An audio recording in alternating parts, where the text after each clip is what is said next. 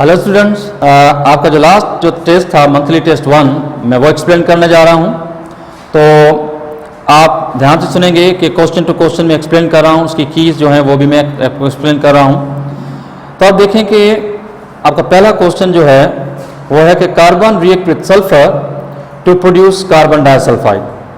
Equation आपको given है, मैं इक्वेशन यहाँ लिख लेता हूँ। कार्बन प्लस सल्फर और प्रोडक्ट बनता है कार्बन डाइसल्फाइड। ठीक, आगे लिखा है कि how many grams of carbon react with sulphur to produce 19 gram of carbon disulphide. यानी कार्बन डाइसल्फाइड के 19 ग्राम बनाने के लिए कार्बन का कितना मास चाहिए। ठीक, अब आते हैं क्वेश्चन क्या है। अब आप देखिए जो इक्वेशन है आपके साथ, आपके पास बैलेंस है, ठीक है, इसका 1 मोल और कार्बन डाइऑक्साइड भी जो है वो कितना है 1 मोल। 1 मोल कार्बन का मास आप जानते हैं 12 ग्राम और कार्बन डाइसल्फाइड जो है इसके 1 मोल का मास आपको लिखना पड़ेगा। तो आप देखें कार्बन डाइसल्फाइड जो है इसमें 64 जो है 64 जो है ये सल्फर का मास है और 12 कार्बन का मास है, तो ये हो जाएगा 76। तो मैं यहाँ लिख रहा हूँ 76 ग्राम, यानी 1 mole of carbon 12, 1 mole carbon disulphide 76। ठीक, नेक्स्ट। अच्छा, अब आप आते हैं कि इसके 19 ग्राम अगर बनाने हों तो इसका मास कितना चाहिए। तो इसको हमने सपोज किया है क्या x। हमें क्या फाइंड करना है, हमें x की वैल्यू फाइंड करनी है। तो हम लोग क्या करेंगे, इसको कर लेंगे क्रॉस मल्टीप्लाई। तो आप देखें ये हो जाएगा 76x is equal to 12 into 19। ठीक है, तो आप मुझे बताओ कि अब इसको हम डिवाइड कैसे करेंगे। हम यहाँ पर x की वैल्यू को फाइंड करने के लिए कि 12 मल्टीप्लाई बाय 19, ठीक है, डिवाइडेड बाय 76। अब आप देखिए 19 और 76 आपस में कट रहे हैं, ये टेबल जाएगा 1 टाइम और ये टेबल जाएगा 4 टाइम। तो 4 को डिवाइड करेंगे 12 से तो x का आंसर आएगा 4 ग्राम, दैट मीन्स 3 ग्राम। ठीक है, तो यहाँ पर आंसर जो आएगा वो क्या आएगा 3 ग्राम। तो पहला क्वेश्चन जो है इसका राइट ऑप्शन क्या होगा, ए। क्वेश्चन नंबर 2 है कि zinc and HCl react as under. जो इक्वेशन आपको दी गई है मैं ये इक्वेशन भी लिख लेता हूँ। आप देख सकते हैं कि जब जिंक HCl के साथ रिएक्ट करता है तो प्रोडक्ट बनता है जिंक क्लोराइड और इसके साथ एक और गैस बनती है हाइड्रोजन। ठीक, अब क्वेश्चन में क्या कहा गया है कि if 0.1 moles of zinc react with HCl then the moles of HCl required. अब आप देखो इक्वेशन के हिसाब से HCl के 2 मोल हैं, तो 1 मोल पे 2 मोल चाहिए। तो अगर ये 0.5 होगा तो HCl के मोल कितने चाहिए होंगे, वो 1 मोल चाहिए होंगे। HCl के मोल कितने चाहिए होंगे, 1 मोल चाहिए होंगे। तो इस सूरत में अगर 0.5 मोल जिंक HCl के साथ रिएक्ट कर रहा है तो the moles of HCl required will be 1 mole. 1 mole HCl का मतलब है इसका ऑप्शन होगा ए, और वो है कौन सा 36.5। Question number 3, consider the following reaction. एक और रिएक्शन है जिसमें पोटेशियम हाइड्रोक्साइड और HCl आपस में रिएक्ट करते हैं, इस तरह से बनता है KCl प्लस वाटर।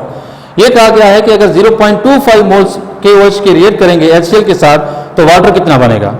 तो आप देखें कि इस केस में जो इक्वेशन है KOH प्लस HCl और प्रोडक्ट बनता है KCl और प्लस में है वाटर। अच्छा, इसका 1 मोल है तो ये है 18 ग्राम। अच्छा, अगर ये 0.5 होगा तो ये होगा 9। अच्छा, ये 0.25 होगा तो ये होगा 4.5। तो इसका आंसर क्या होगा 4.5 ग्राम। ठीक है, तो इस केस में जो आंसर आएगा वो क्या आएगा 4.5 ग्राम की। अगर KOH जो है उसके 0.25 है, लेकिन आपको क्वेश्चन जो है इसमें 0.25 है तो वाटर का जो मास आएगा वो 4.5 ग्राम। एक और क्वेश्चन है, what is the result of the following calculation reported to the correct number of significant figures. मतलब अगर हम ये कैलकुलेशन को सॉल्व करें क्वेश्चन नंबर 4 तो उसकी जो रिजल्ट होगी उसमें correct number of significant figures की रिजल्ट क्या होगी। तो जो कैलकुलेशन जो है उसमें आप देखें कि एक वैल्यू है 0.12, एक वैल्यू है 0.003। तो इसका जो करेक्ट ऑप्शन है वो क्या होगा जिसमें पॉइंट के बाद कम से कम सिग्निफिकेंट फिगर हो। तो इसका करेक्ट ऑप्शन जो होगा दैट विल बी 0.1। वो क्या होगा 0.1। Question number 5, how many significant figures does the result of the following calculation contain. नीचे दी गई जो कैलकुलेशंस हैं उसके रिजल्ट में कितने सिग्निफिकेंट फिगर होंगे, उसके रिजल्ट में जो नंबर ऑफ सिग्निफिकेंट फिगर्स होंगे that will B how much. Just look at the calculation. तो एक वैल्यू जो है आपको गिवन वो है 1.554। अच्छा, इसको माइनस कर रहे हैं 0.47 से, इसको सॉल्व कर लेते हैं। आप देखें कि इसकी रिजल्ट में कितने सिग्निफिकेंट फिगर होंगे करेक्टली। तो सबसे पहले आप देखें कि ये तो 4 एवरेज रहेगा, ठीक है, ये हो जाएगा 4, यहाँ हो जाएगा, ये हो जाएगा 15, ठीक है, 15 में जाएंगे तो 8, अच्छा ये 4 ये हो जाएगा 0 और ये हो जाएगा 1। तो हमारा पहली स्टेप में जो आंसर है 1.048। गिवन वैल्यू जो थी, जो गिवन वैल्यू होगी उसको जब राउंड ऑफ करेंगे, क्योंकि हमें यहाँ पर पॉइंट के बाद 3 सिग्निफिकेंट फिगर थे, यहाँ पॉइंट के बाद 2 सिग्निफिकेंट फिगर हैं, ठीक है, हमें आंसर में भी 2 चाहिए, तो हम क्या करेंगे, यहाँ पर 4 को रिड्यूस करेंगे तो हमारा आंसर आएगा 1.08। तो आप मुझे बताओ कि total number of significant figure कितने हैं, 3। तो क्वेश्चन नंबर 5 जो है उसका करेक्ट ऑप्शन जो है C, 3। Question number 6, what is the following number in the standard decimal notation 0.241 into 10 power 3। ठीक है, अगर इसको स्टैंडर्ड फॉर्म में लिया जाए तो फिर इसका आंसर होगा 241। इसका करेक्ट ऑप्शन जो है क्वेश्चन नंबर 6 का C। Question number 7, the atomic weight of silicon is 28.0855। Round off this to the 3 significant figure. अब जो वैल्यू है वो है 28.0855। इसको आपको 3 सिग्निफिकेंट फिगर तक राउंड ऑफ करना है। तो सबसे पहले 5 जाएगा, हमारा आंसर आएगा 28.086, ठीक। अच्छा, अब 6 जाएगा तो हमारा आंसर आएगा 28.09। अभी भी 4 सिग्निफिकेंट फिगर हैं और इसका करेक्ट ऑप्शन होगा 28.1। तो इसका करेक्ट ऑप्शन जो है वो क्या है, डी। क्वेश्चन नंबर 7 जो है इसका करेक्ट ऑप्शन क्या होगा, D. Question number 8, the number 0.032040 है द सिग्निफिकेंट फिगर। इसमें total number of significant figures जो हैं वो कितने हैं, 5। A is the correct option. Question number 9, 38.05 can be rounded off up to 3 significant figure. 38.05 में 4 सिग्निफिकेंट फिगर हैं। अगर उसको 3 सिग्निफिकेंट फिगर में अगर हमें राउंड ऑफ करना है तो फिर हम सिर्फ इसमें से 5 को रिड्यूस करेंगे, और जब 5 को रिड्यूस करेंगे तो बराबर में 0 है और 0 इवन है, तो इवन में हम 1 ऐड नहीं करते। Question number 10, random error can be caused due to. Random error किस वजह से होते हैं, improper functioning of the instrument, no. Defect in the analytical method, no. Option both a and b, जब ए और बी दोनों गलत हैं तो फिर सी ऑप्शन भी गलत रहेगा, तो इसका ऑप्शन है डी, नन ऑफ दीज। तो क्वेश्चन नंबर जो 10 है इसका ऑप्शन क्या होगा, D. The number of significant figures, question number 11, the number of significant figures in 0.00200 is. इसमें total number of significant figure कितने हैं, वो हैं 3, 2 और आखिर के दोनों 0। तो इसका करेक्ट ऑप्शन होगा B, question number 11 B. Question number 12, very small और very large quantities are expressed in term of exponent. जब हम बहुत छोटी वैल्यूज हों या बहुत बड़ी वैल्यू हों, उसको जब लिखते हैं शॉर्ट फॉर्म में तो उसको हम क्या बोलते हैं, exponential form. Question number 13, accuracy is defined as. 13 का जो करेक्ट ऑप्शन है वो है बी, क्योंकि accuracy is the closeness of the measured value to the true value. Question number 14 है कि 0.045 into 10 power -3 in a scientific notation. तो इसका करेक्ट ऑप्शन जो होगा वो होगा 4.5 इंटू 10 पावर -5, क्योंकि हम जब डेसिमल को मूव करेंगे तो पावर को हमने चेंज कर दिया। Question number 15, the empirical formula of a compound is CH2O। अब आप देखें एम्पेरिकल फॉर्मूला जो है वो है CH2O, ठीक। अच्छा, इसका मॉलिक्यूलर मास है 120। मॉलिक्यूलर मास जो आपको दिया गया है वो आपको दिया गया है 120। तो आप मुझे बताओ कि इसमें n को कैलकुलेट करेंगे, तो n कैलकुलेट करेंगे तो 120 डिवाइड करेंगे हम इसके एम्पेरिकल फार्मूला मास से, n की वैल्यू आएगी 4, और जब मॉलिक्यूलर फार्मूला कैलकुलेट करेंगे तो C4H जो है वो 8 और O भी क्या हो जाएगा 4। तो इसका करेक्ट ऑप्शन होगा C4H8NO4। तो क्वेश्चन नंबर जो 15 है इसका करेक्ट ऑप्शन कौन सा है, C। इसके अलावा question number 16, limestone is prepared as under. Limestone की एक इक्वेशन दी गई, आप देख सकते हैं कि magnesium carbonate plus calcium chloride, formation of calcium carbonate, magnesium chloride. आगे लिखा गया कि 100 grams of each magnesium carbonate and calcium chloride are reacted, then dash will be the limiting reactant. Limiting reactant वो होगा जिसके मोल कम आएंगे, क्योंकि कैल्शियम क्लोराइड का मोलर मास ज्यादा है तो उसके मोल कम आएंगे, तो इस तरह से calcium chloride is right answer. Question number 16B। 17 question जो है इसमें आपको कहा गया है कि कोई भी एक इक्वेशन कंसीडर की गई है। मैं इक्वेशन लिख लेता हूं, आप देखें कि यहां पर 2NH3 plus 3O2 plus 2CH4, ठीक है, और इससे जो प्रोडक्ट बनता है वो मैं आगे आपको बता रहा हूं, HCN और प्लस 6H2O। तो ये है आपकी इक्वेशन। आपसे ये कहा गया कि अगर 51 ग्राम अमोनिया अगर रिएक्ट करेगी ऑक्सीजन के साथ, तो बताओ the methane react with oxygen and methane the mass of HCN produce. तो हमें HCN का मास फाइंड करना है, तो अमोनिया से HCN का मास फाइंड करना है। तो आप देखें कि ये भी 2 मोल है और ये भी 2 मोल है, ठीक है। इसके 2 मोल जो है वो 34 ग्राम है, इसके 2 मोल जो हैं, तो आप देख सकते हैं कि HCN जो है इसका टोटल मास है 27, तो 2 मोल का मास कितना आएगा 54, ठीक है। और हमें मालूम करना है कि अगर इसके 51 ग्राम लिए जाएं तो इसका आंसर क्या होगा। तो हमें यहाँ पर इसके x की वैल्यू फाइंड करनी है, और आप जानते हैं कि x की वैल्यू फाइंड करेंगे तो इसको क्या करेंगे, क्रॉस मल्टीप्लाई। तो हम लिखेंगे कि 34x is equal to 54 multiplied by 51, then x is equal to 54 multiplied by 51 divided by 34। अच्छा, आप बताओ कि कौन सा टेबल जा रहा है, 17 का टेबल जो है आप मुझे बताओ कि किस में जाएगा, 51 में। तो मुझे बताओ कि अगर आप 17 का टेबल अगर आप 3 टाइम पढ़ें तो आप बताओ कि ये हो जाएगा 21, 2, 3 and 2 5। दैट मीन्स कि ये 2 टाइम और ये कितने टाइम, ये 3 टाइम। अच्छा, अगर आप यहां देखें 1 टाइम और ये जाएगा 27 टाइम, तो 27 को 3 से मल्टीप्लाई करेंगे तो x का जो आंसर आएगा वो आएगा 81 gram. What will be the answer, 81 gram. तो क्वेश्चन नंबर 17 जो है इसका करेक्ट ऑप्शन जो होगा वो क्या होगा, C। Question number 18, the volume occupied by 46 gram of NO2 gas at STP is equal to the volume occupied by, देखो 46 ग्राम NO2 जो है ये 1 मोल है। तो आपने वो ऑप्शन टिक करना है जहां पर भी गैस 1 मोल हो, तो इसका ऑप्शन है A, क्योंकि यहां पर 30 ग्राम जो NO है वो 1 मोल के इक्वल है, तो इसका वॉल्यूम भी सेम होगा। Question number 19, carbon burns in oxygen to produce carbon dioxide, reaction आपको गिवन है।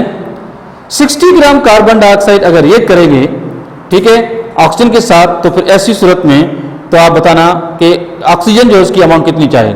तो इसमें आप देखें कि इसका करेक्ट ऑप्शन जो है वो क्या है, C, ठीक है। इसका करेक्ट ऑप्शन क्या है, C। लेकिन कैसे, तो जरा ध्यान से देखें। एक क्वेश्चन में लिख लेता हूं, कार्बन प्लस ऑक्सीजन प्रोडक्ट है कार्बन डाइऑक्साइड, इस क्वेश्चन नंबर 19। आपसे ये कहा गया है कि 60 gram of carbon are burn with dash of oxygen to produce carbon dioxide. That means कि इक्वेशन के हिसाब से ये भी 1 मोल है और ये भी 1 मोल है, ठीक। अच्छा, इसके 1 मोल का मतलब है 12, इसके 1 मोल का मतलब आप जानते हैं कितना है, 32 ग्राम है, इसके मोल भी आप कर सकते हैं, ठीक। अच्छा, इसके अगर 6 ग्राम लिए जाएं तो इसके फिर आप जानते हैं कि कितने ग्राम होंगे, 60 ग्राम। क्वेश्चन में आप देखोगे कार्बन 6 ग्राम नहीं है, 60 ग्राम है, 60 ग्राम है। अगर 60 ग्राम है तो ऑक्सीजन का जो आंसर आएगा वो आएगा 160, क्योंकि 60 अगर हम करेंगे तो इस पे आंसर क्या आएगा, 160। अगर 160 आएगा तो आप मुझे बताओ कि ये एक ऑप्शन आपके सामने है, इसका एक ऑप्शन जो है वो B भी है और इसका एक ऑप्शन जो है वो कितना है, वो A भी है, क्योंकि A जो है वो 50 मोल है। इस तरह से इसका एक आंसर है 160 और दूसरा आंसर है 112 decimetre cube. Question number 20, nitrogen dioxide gas is produce from the following reaction. एक और इक्वेशन दी गई है। अब आपसे ये कहा गया है कि अगर 15 ग्राम नाइट्रोजन मोनोऑक्साइड अगर ये करेगी तो फिर NO2 जो है उसका मास कितना मिलेगा, NO2 का जो मास कितना मिलेगा। तो आप जरा देखें इस क्वेश्चन की सॉल्यूशन क्या है। क्वेश्चन नंबर 20 जो है इसकी इक्वेशन है 2NO प्लस O2 और प्रोडक्ट है 2NO2। अच्छा, आप देखें कि ये 2 मोल है तो ये भी 2 मोल है। इसके 2 मोल का मास है 60 और इसके 2 मोल का मास है 92 ग्राम, ठीक है। अच्छा, अगर ये 30 लेंगे तो ये हो जाएगा 46। अच्छा, अगर इसका हम 15 लेंगे तो ये हो जाएगा 23 ग्राम। तो 23 ग्राम इसका राइट आंसर है and that is C। Question number जो 20 है उसका करेक्ट ऑप्शन क्या है, C। Question number 21, for the equation, एक इक्वेशन दी गई है, इसमें आप देख सकते हैं कि ईथीन को ऑक्सीजन के साथ रिएक्ट किया गया है, बनता है प्रोडक्ट कार्बन डाइऑक्साइड और वाटर। आपसे कहा गया है कि what will be the mass of carbon dioxide gas produce if 1.4 gram of ethene react with oxygen. आपको कार्बन डाइऑक्साइड का मास मालूम करना है ईथीन में। तो आप जरा देखें कैसे।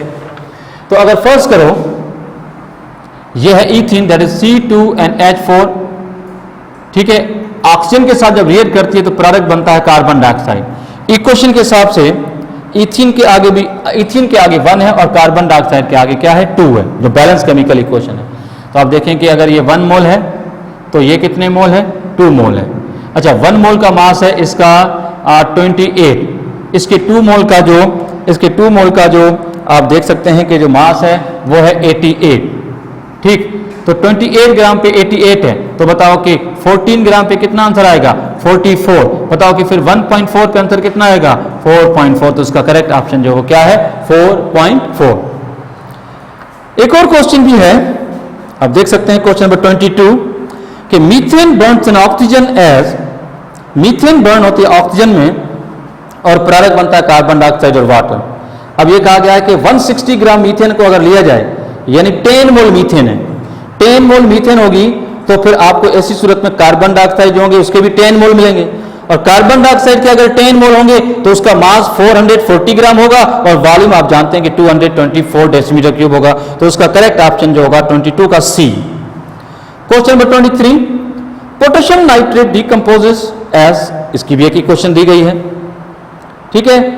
आपको फाइंड करना है the volume of oxygen will produce by taking 202 grams of reactant.